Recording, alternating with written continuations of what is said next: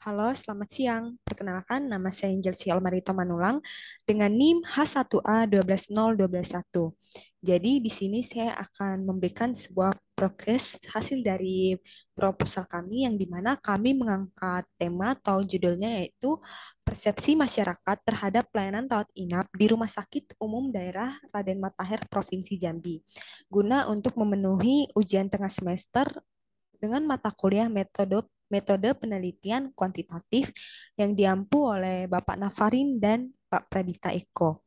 Nah, proposal ini kami susun oleh yang beranggotakan yang pertama yaitu Erlida Purba, yang kedua Laili Maskuroh, yang ketiga Leli Dwi Oktarina, yang keempat adalah Feni Liftina Zebua, dan yang terakhir yaitu saya sendiri, Angel Sihol Marito Manulang. Jadi, kita langsung saja masuk ke slide berikutnya. Baik, di sini yaitu ada latar belakang yang dimana di dalam Undang-Undang Nomor 25 Tahun 2009 tentang pelayanan publik dijelaskan pada bab 1 pasal 1 ayat 1, pelayanan publik adalah kegiatan atau rangkaian kegiatan dalam rangka pemenuhan kebutuhan pelayanan sesuai dengan peraturan perundang-undangan bagi setiap warga negara dan penduduk atas barang jasa dan garis miring atau pelayanan administratif yang disediakan oleh penyelenggara pelayanan publik.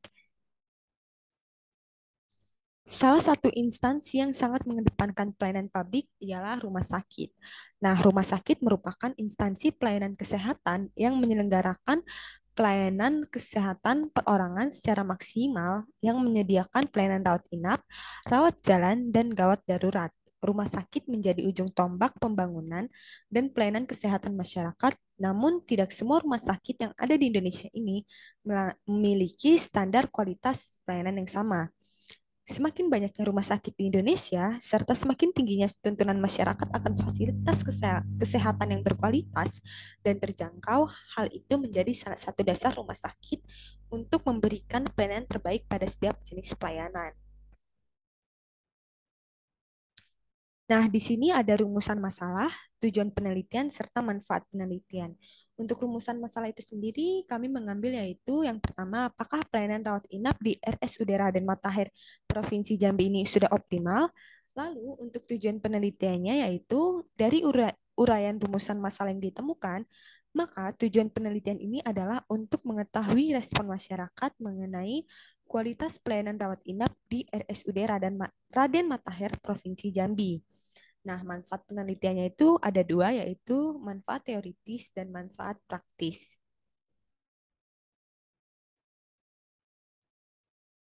Untuk landasan teorinya, kami menggunakan dua teori. Untuk teori yang pertama yaitu teori kualitas pelayanan publik. Pelayanan ini diartikan sebagai aktivitas yang diberikan untuk membantu, menyiapkan, dan mengurus, baik itu berupa barang atau jasa dari satu pihak ke pihak lainnya. Ini menurut Hardiansyah. Lalu menurut Said, Berry, dan para suraman, mereka menyatakan ada 5 karakteristik yang digunakan untuk mengevaluasi kualitas pelayanan itu sendiri, yaitu ada bukti langsung, kehandalan, daya tanggap, jaminan, dan empati. Nah, untuk teori yang kedua yaitu menurut Ciptono tahun 2008, kualitas pelayanan mencerminkan perbandingan antara tingkat pelayanan yang diberikan oleh perusahaan dibandingkan dengan ekspektasi atau harapan konsumen. Kualitas pelayanan diwujudkan melalui pemenuhan kebutuhan dan keinginan pelanggan serta ketepatan penyampaian dalam mengimbangi atau melampaui harapan pelanggan. Nah, di sini itu ada hubungan antara variabel X dengan variabel Y, yaitu yang pertama hubungan bukti langsung terhadap kepuasan masyarakat. Ada dua indikator yaitu kemudahan dalam menjangkau RSUD Raden Matahir, peralatan kerja dan peralatan pendukung yang dimiliki oleh RSUD. Lalu yang kedua ada hubungan kehandalan terhadap kepuasan masyarakat.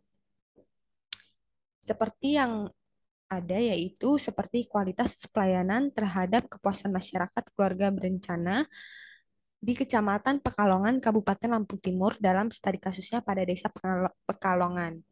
Lalu yang ketiga yaitu hubungan daya tanggap terhadap kepuasan masyarakat, yaitu seperti pengaruh kualitas pelayanan terhadap kepuasan pelanggan yang berpengaruh pada PDAM Tirta Monpes, Kabupaten Aceh Utara adalah daya tanggapnya. Lalu yang keempat yaitu hubungan jaminan terhadap kepuasan masyarakat. Ada beberapa indikator yang dapat diukur yaitu waktu dalam menyelesaikan pelayanan dan petugas memberikan jaminan biaya dalam pelayanan. Nah, yang terakhir yaitu adalah hubungan empati terhadap kepuasan masyarakat. Empati ini merupakan suatu pemberian perhatian terhadap masyarakat, baik itu individu maupun pribadi dalam pemberian pelayanan. Dengan sikap empati ini diharapkan dapat memberikan nilai baik kepada pemberi pelayanan. Nah, dari yang tadi itu ditemukan sebuah hasil, yaitu hasilnya kualitas pelayanan dapat diukur melalui seberapa baik kualitas pelayanan yang diberikan petugas RSUD dalam pelayanan kepada masyarakat. Nah, di sini juga ada hipotesis. Hipotesis itu adalah jawaban yang masih sifatnya sementara atau masih praduga, sehingga untuk membuktikan kebenarannya ini harus dibuktikan. Nah, di dalam penelitian ini kami mengajukan dua hipotesis. Yang pertama yaitu adalah H0 ialah tidak ada pengaruh yang signifikan pengaruh kualitas pelayanan terhadap kepuasan pelayanan di RSUD Raden Matahir. Lalu yang kedua ialah H1 ada pengaruh yang signifikan kualitas pelayanan terhadap kepuasan pelayanan di RSUD Raden Matahir. Nah, untuk metode penelitian sendiri yaitu tujuannya untuk menjelaskan, menganalisis, dan memberikan hasil agar terciptanya sebuah kesimpulan agar dapat mengetahui tingkat kepuasan masyarakat secara optimal dengan menanyakan bagaimana sikap pegawai RSUD Raden Matahir dalam melayani masyarakat, efisiensi waktu yang diberikan dalam memberikan layanan bagi masyarakat yang sudah merasakan kualitas layanannya secara langsung, sehingga penelitian ini merupakan jenis penelitian kuantitatif dengan pendekatan teori deskriptif. Nah, lalu berikutnya itu ialah populasi dan sampel. Dalam penelitian ini, kami mengambil total 22 responden dari RSUD Raden Matahir Provinsi Jambi. Untuk responden yang dipilih dalam penelitian ini menggunakan metode random sampling. Random sampling ini merupakan teknik pengambilan sampel di mana semua individu dalam populasi, baik secara sendiri-sendiri atau bersama-sama, diberi kesempatan yang sama untuk dipilih sebagai anggota sampel. Nah, dari metode ini, pada penelitian ini digunakan cara randomisasi untuk pemilihan responden yang akan digunakan. Nah, di sini ada dua teknik pengumpulan data, yaitu angket atau kuesioner, yang ialah teknik pengumpulan data dan informasi yang paling umum dan banyak digunakan dalam dunia pendidikan. Di samping sifat yang sederhana, teknik ini juga mempermudah peneliti untuk menganalisis pokok permasalahan. Data-data yang diperoleh bersifat tekstual dan cenderung objektif. Nah, kami di sini mengambil teknik pengumpulan data yang berupa angket atau kuesioner. Nah, untuk dokumentasi sendiri yaitu mencari data mengenai variabel yang berupa catatan, transkrip, buku, dan agenda. Lalu untuk teknik analisis data yaitu ada dua, teknik analisis deskriptif dan teknik analisis data angket.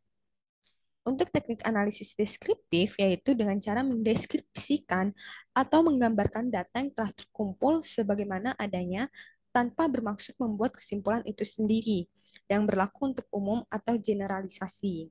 Nah, untuk teknik analisis data angket ialah data yang diberikan kepada masyarakat atau pasien yang ada di RSUD Raden Matahir untuk analisis kebutuhan tahapan yang dilakukan peneliti dalam menganalisis data angket. Nah, di sini kami menggunakan teknik analisis yang berupa data angket. Di sini juga ada beberapa pertanyaan yang saya lampirkan, yaitu di dalam angket atau kuesioner kami, ada 10 pertanyaan yang kami ajukan. Di dalam penelitian ini, kami menggunakan teknik analisis data angket, dideskripsikan sebagai identifikasi dari pengaruh inovasi pelayanan pegawai terhadap kualitas pelayanan di RSUD Raden Matahir, Provinsi Jambi. Ini berupa pertanyaannya. Lalu ini untuk hasil jawabannya, responden Q1, Q2, Q3, dan seterusnya, sehingga ketemulah untuk total dan rata-ratanya. Untuk total kami menemukannya yaitu 778 dan rata-rata 77,8. Lalu untuk penentuan rentang skalanya yaitu RS sama dengan N buka kurung M dikurangi 1 dibagi M. Nah, RS ini merupakan rentang skala N ini merupakan jumlah sampelnya, total keseluruhannya tadi ada 22, M ini jumlah alternatif jawaban.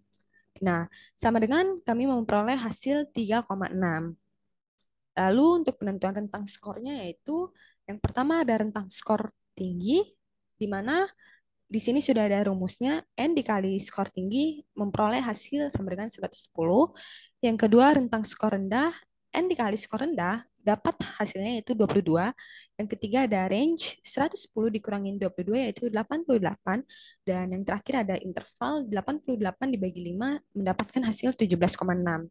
Nah, dari cakupan ini kami mendapatkan hasil yaitu bahwa nilai dari 22 sampai 40 merupakan kategori yang sangat tidak puas, 41 sampai 59 tidak puas, 60 sampai 78 ini kurang puas, 79 sampai 97 ini puas, 98 sampai 116 sangat puas.